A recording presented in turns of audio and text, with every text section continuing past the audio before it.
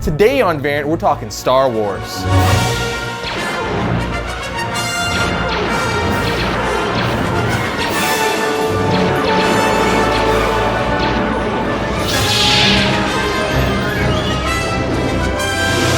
Welcome to Variant, where we love comics more than I want to see Star Wars: The Force Awakens. I'm your host, Arris. As you just saw by our Star Wars themed opener, Variant will be Star Wars themed for the next several episodes. Because A, Marvel is putting out some awesome Star Wars comics right now, and B, Episode 7, The Force Awakens is being released in theaters in just a few weeks. And it looks absolutely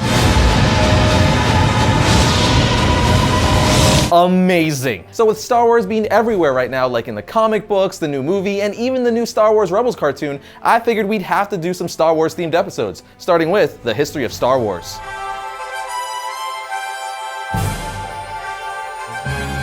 Before I start talking about the history of Star Wars, just know that Star Wars is an extremely large universe and franchise, so there's no way I can mention every single last detail and event in this episode. So I'm just gonna stick to the 6 theatrical movies that have been released thus far, the current Star Wars Marvel comics, and the Clone Wars and Star Wars Rebels TV series, since those are all currently canon with Star Wars continuity. Basically, all Star Wars material released after April 25th, 2014, unless otherwise stated, is canon. Because on April 25th, 2014, Lucasfilm officially revised and solidified the canon, stating that all previously released expanded universe works would be rebranded under the new Star Wars Legends banner, no longer to be considered canon, in order to ensure a flowing timeline with the release of the Star Wars sequel trilogy. They also announced that any future Star Wars stories will be considered on equal canon level with the films, with the guidance coming from the Star Wars Story Group. But now that we're all up to speed with what is and isn't canon in the Star Wars universe, let's talk about some Star Wars. I'm going to do this chronologically, starting with episodes 1 through 3, which are The Phantom Menace, Attack of the Clones, and Revenge of the Sith. Now, not all Star Wars fans were thrilled with these movies, but love them or hate them, they are part of Star Wars canon regardless, and set the stage to give us backstory for episodes 4 through 6. Plus, this trilogy gave us Darth Maul and the Pod Racers. I love the Pod Racers, I don't even care. As for Jar Jar Binks, well, we're gonna skip that part of the story. A long time ago in a galaxy far, far away, sorry, I had to.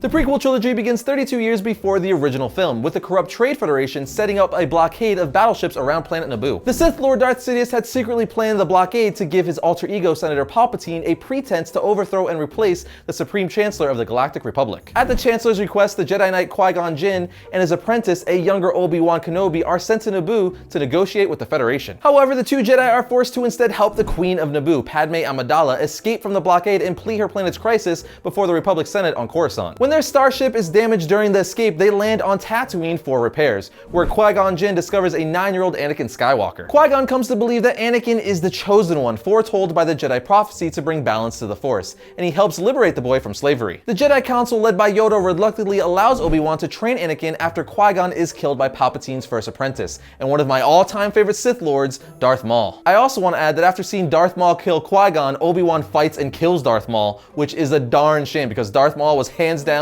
the best part of episode 1. Not only was he not used nearly enough in that film, but he was killed off before the movie ended. I know Clone Wars would reveal that he actually survived and was given some robotic legs, but still, he should have had a way bigger part in Phantom Menace. The remainder of the prequel trilogies chronicle Anakin's gradual descent to the dark side as he fights in the Clone Wars, which Palpatine secretly engineers to destroy the Jedi Order and lure Anakin into his service. And yes, you are thinking correctly, this is the start of what would become the Stormtroopers. We also see that Boba Fett was created as an unaltered clone at the request of his father Jango Fett before the start of the Clone Wars. He was intended to be Jango's heir. Also during the trilogy, Anakin and Padme fall in love and secretly wed, and eventually Padme becomes pregnant. Anakin later has a vision of Padme dying in childbirth, and Palpatine convinces him that the dark side of the Force holds the power to save her life. Desperate, Anakin submits to Palpatine's Sith teachings and is renamed Darth Vader. Now at this point, he isn't in his awesome Darth Vader costume, but don't worry, we're getting there. While Palpatine reorganizes the Republic into the tyrannical empire, Vader participates in the extermination of the Jedi Order,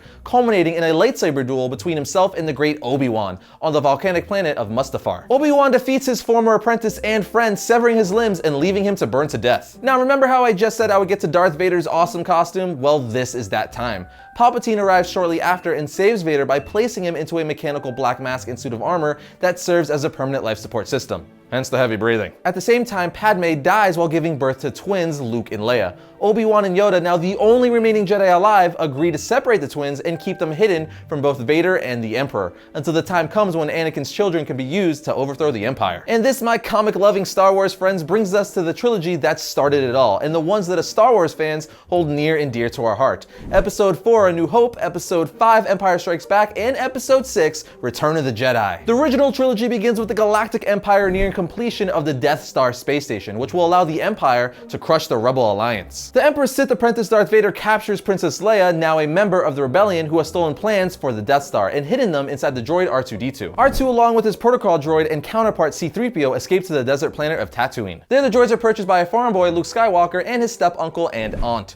While Luke Skywalker is cleaning R2, he accidentally triggers a message put into the droid by Leia, who asks for assistance from the legendary Jedi Knight Obi-Wan Kenobi. Luke later assists the droids in finding the exiled Jedi, who is now passing as an old hermit under the alias Ben Kenobi. When Luke asks about his father, whom he has never met, Obi-Wan tells him that Anakin Skywalker was a great Jedi, who was betrayed and murdered by Vader. Later, Obi-Wan and Luke hire the smuggler Han Solo and his Wookiee co-pilot Chewbacca to take them to Alderaan, Leia's home world, which they eventually find has been destroyed by the Death Star. Once on board the space station, Luke and Han rescue Leia, while Obi-Wan allows himself to be killed during a lightsaber battle with Vader. His sacrifice allows the group to escape with the plans that help the rebels destroy the Death Star. Luke is guided by the power of the Force and fires the shot that destroys the deadly space station during the Battle of Yavin. 3 years later, Luke travels to find the Jedi Master Yoda, now living in exile on the swamp-infested world of Dagobah, to begin his Jedi training. However, Luke's training is interrupted when Vader lures him into a trap by capturing Han and his friends at Cloud City. During a fierce lightsaber duel with Luke, Vader delivers the iconic line saying, "I am your father," and attempts to turn him to the dark side of the Force. But Luke escapes and rescues his friend Han from Jabba the Hutt. Shortly after, he returns to Yoda to complete his training, only to find the 900-year-old Jedi Master on his deathbed. Before he dies, Yoda confirms that Vader is indeed Luke's father.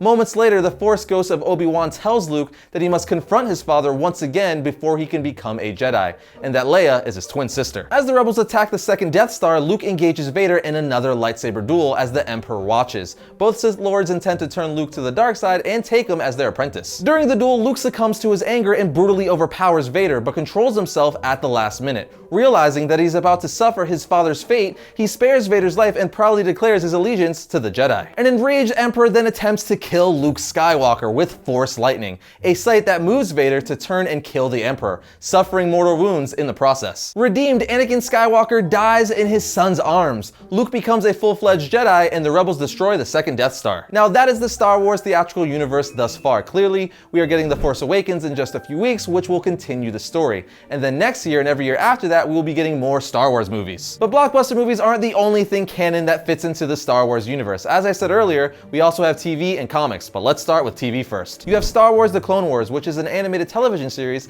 set between the events of Star Wars Episode 2 Attack of the Clones and Star Wars Episode 3 Revenge of the Sith. And it's during the same time period as the earlier series Star Wars Clone Wars, which is sometimes confused with the aforementioned Star Wars The Clone Wars. This series was fantastic, and I think you can watch it on Netflix, but I'm not sure, so don't quote me on that. But I think it's on there. Moving along, however, we also have Star Wars Rebels, which is an animated TV series set 5 years before the events of the Star Wars original trilogy, during the time frame between the films Star Wars Episode 3 Revenge of the Sith and Star Wars Episode 4 A New Hope. It's a fantastic series that features a lot of the original voice cast from the original trilogy, like Frank Oz returning to voice Yoda and James Earl Jones returning to voice Darth Vader. This brings us to the Star Wars comics. Star Wars have had a crap ton of comics over the years, originally at Marvel, then at Dark Horse, and now back at Marvel. But I'm going to briefly talk about the current Star Wars title that Marvel is putting out every month. The Star Wars title features all the main Star Wars characters like Luke Skywalker, Princess Leia, Han Solo, Chewbacca, C-3PO, R2-D2, Darth Vader, and so on. The series takes place between the events of Star Wars Episode 4 A New Hope and Star Wars Episode 5 The Empire Strikes Back. It's a series I'm really enjoying. All Star Wars fans and comic fans need to be reading this title. It's just really well done.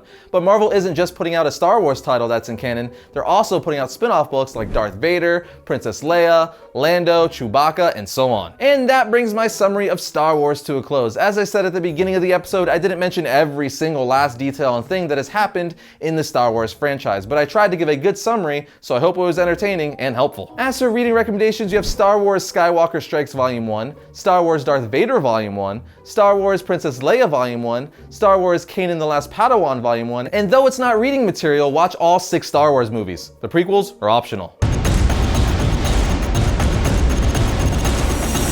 First up for December 2nd, we have Batman Beyond issue 7. With the threat of Brother Eye finally gone, Tim Drake is a man lost in time without a mission. Now we have Daredevil issue 1. If you want to read Daredevil, this is the time to jump on board with this all new number 1. And finally, we have Star Wars issue 13. It's pretty fitting that this issue releases the same day I put up the History of Star Wars episode. And like I said earlier, this is a must read for any Star Wars fan.